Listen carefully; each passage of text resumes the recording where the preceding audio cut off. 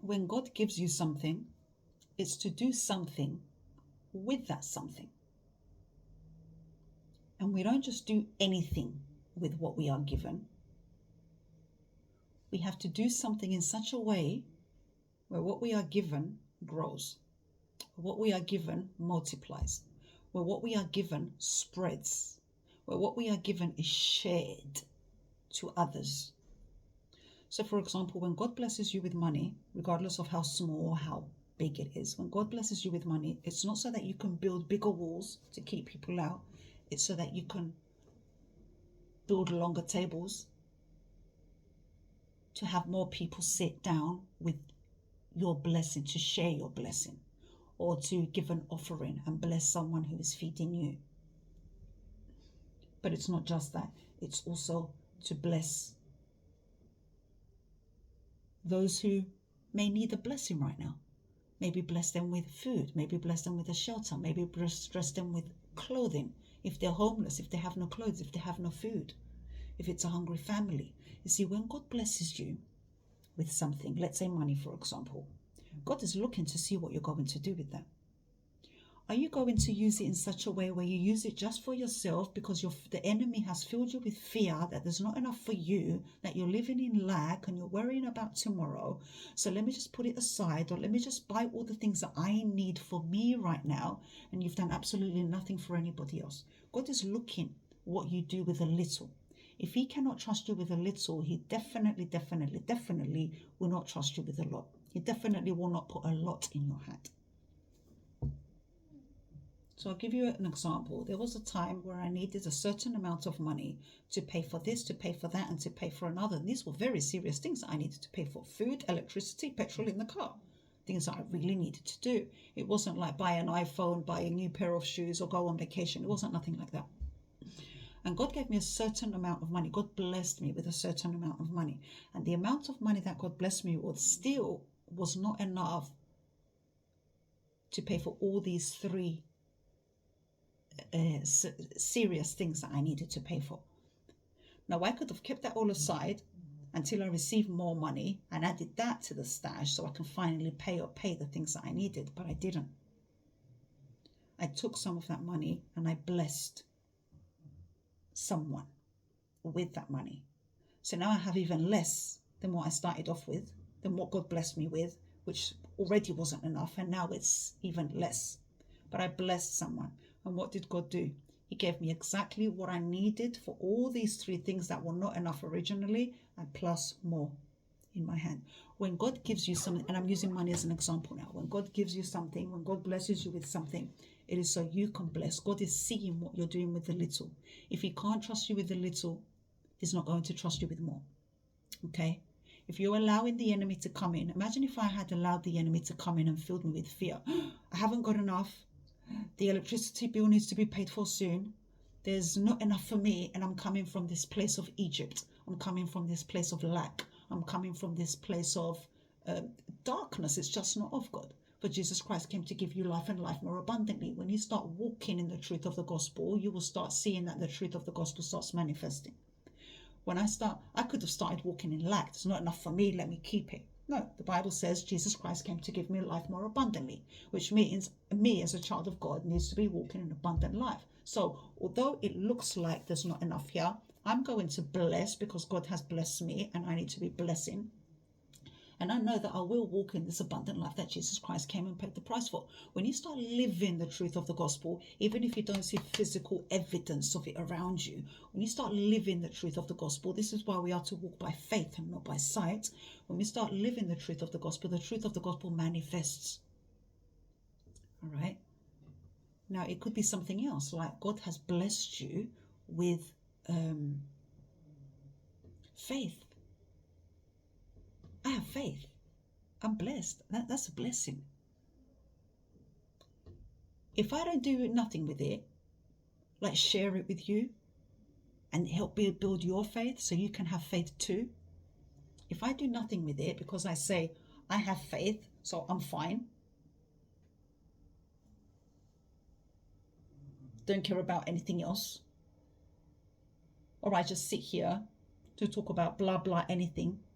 but the intention of my heart is not really to put some faith in you, then God has blessed me with this faith and I've done nothing with it because I think, well, I'm covered, so what do I care about? I don't care about anything else. And I haven't done nothing with it. I haven't taken what God has blessed me with and blessed other people, bless you with it, bless family with it, bless a stranger with it.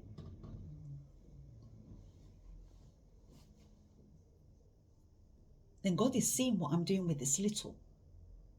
And if he can't trust me with this little, then he's not going to trust me with more. I was tested with this little faith in the beginning, and I was faithful because I was sharing the blessing of faith. And now what happens? God has told me to start a church, which I minister at every Sunday. And sometimes people come up on the platform and I lay hands, and in faith, I command in the name of Jesus, be healed, and the people are healed live on camera in front of all the audience as well. Because he tested me with a little bit. And I blessed people with what God blessed me with. And so he can trust me with more now. It could be that God blesses you with and the more you share what you have, the more what you have multiplies. That's just how it works. The Bible says, he who sows stingily will reap stingily. He who sows abundantly, plentifully, will reap abundantly. So it could be that you're sowing money, or in my case, I was sowing faith as well. Or it could be that you're sowing words of love. You know, somebody's feeling unloving, unworthy, I'm not good enough, and you go there and you bless them with words of love that God has blessed you with. You see, you can't give what you don't have, right? If God has blessed me with a knowing, a revelation of his love for me, and he has, then I need to bless others with what was given to me. It's not like I'm taking what I have and giving it to somebody else, and so I'm left with no love, no money, no faith, no nothing. That's not how it works. Whether it's a physical thing or a spiritual thing, when you give, you're allowing yourself to be filled. Jesus came to give you life more abundantly. When you give, you're allowing yourself to be filled with even more.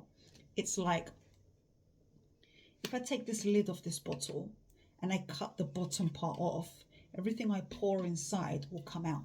Everything I pour inside will come out. So the Holy Spirit is continuously pouring.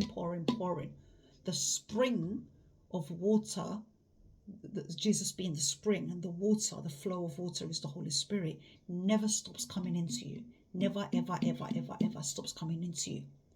Now, if you're all blocked at the bottom because you don't want to share with anyone, so you've got the bottom part on, then once you're filled, there will be nothing else. You can't be filled with new water.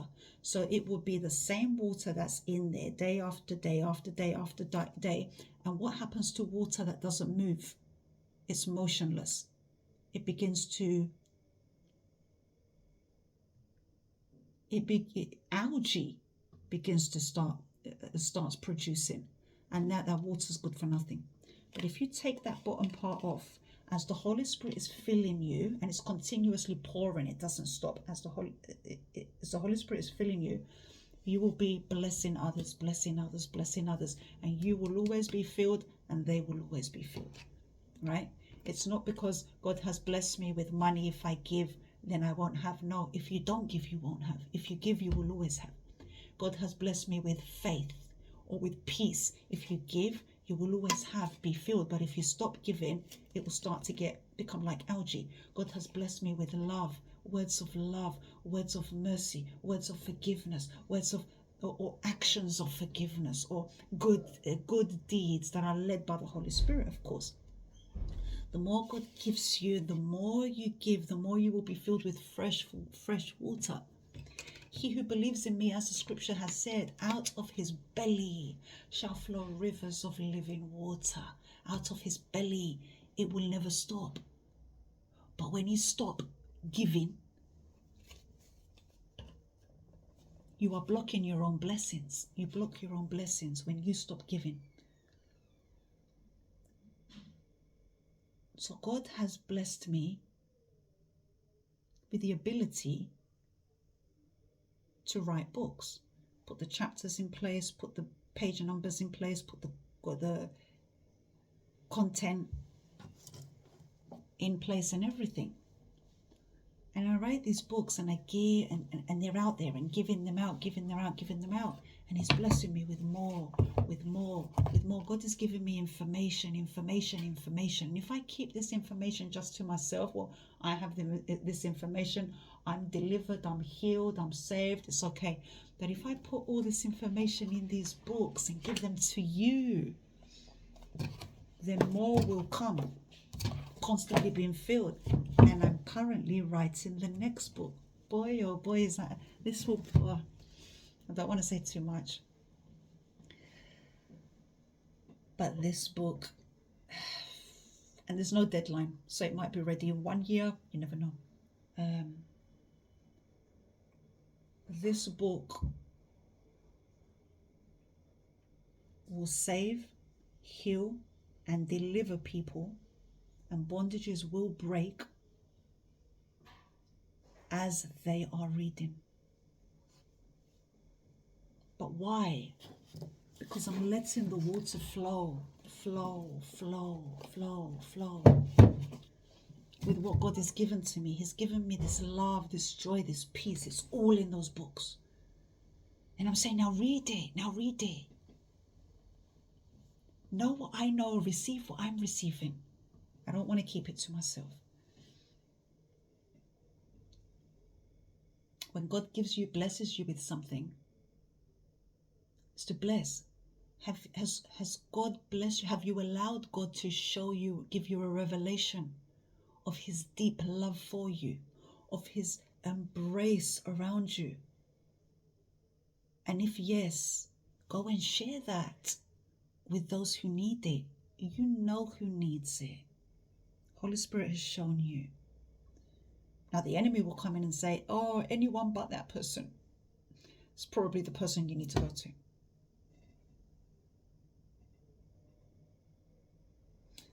Holy Spirit has just convicted me now of one person.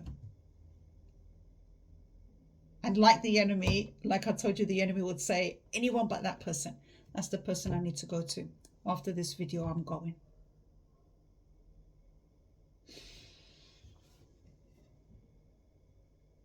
Sometimes things work in a way where it might not be logical to the human mind, but as God's ways are higher than our ways, so are his thoughts higher than our thoughts. It doesn't mean that we will never be able to think the thoughts of God because we're just human. We've got the mind of Christ. That's not what it means. God thinks from a higher realm, pure and holy place, and we need to be thinking like that, like him. Higher place, not from this low, real, dense place. You never know just who will be set free from soul trauma if you just give them that hug. Whose heart will be mended if you just say, I love you. Who will be set free from the bondage of guilt if you just give them the eyes of compassion. When God gives you something, he blesses you with something, it is to bless other people. Don't hold these things to yourself, because you're only doing harm to yourself. You're only blocking more of God's blessings coming to you. Go and bless someone. And I'm not saying, the Bible says,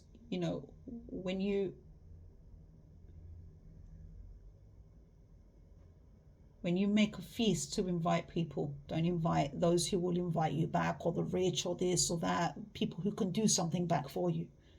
Invite those who you know can't do anything for you. Because if you invite those who can do something for you and they do invite you, you've already received your reward here on earth. Invite those who can't do anything for you so that your reward can come straight from God and not from man. Not from man. Go and bless someone today and tell them about Jesus. Tell them Jesus loves you. With that being said, if this ministry is blessing you and you want to bless back, offering link is below. My books, I recommend you purchase every single one of these. Link is below. New Age Occult to Jesus Christ, Spiritual Warfare, Who is God, Worldly Life of Deception, and This is Grace. So until next time, lovely people of God, God bless you and peace be with you. Amen.